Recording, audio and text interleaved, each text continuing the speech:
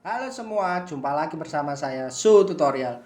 Berikut ini cara menggunakan efek suara Wulan yang viral di TikTok di HP Android ya teman-teman. Pertama, klik profil, setelah itu klik ini. Nah, terus kita bicara aja.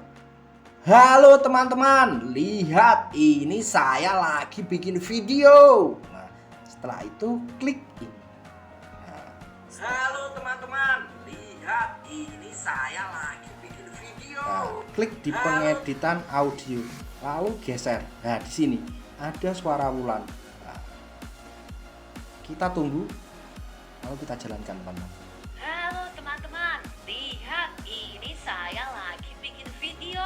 Oke, kalau sudah kita klik simpan. Halo teman-teman, lihat ini saya lagi bikin video.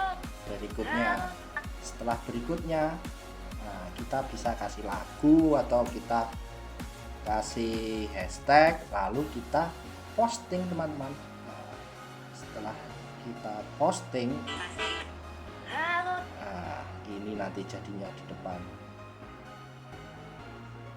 Wah, jadinya di depan itu di sini. Nah, ini. halo teman-teman, lihat Oke. ini saya lagi bikin.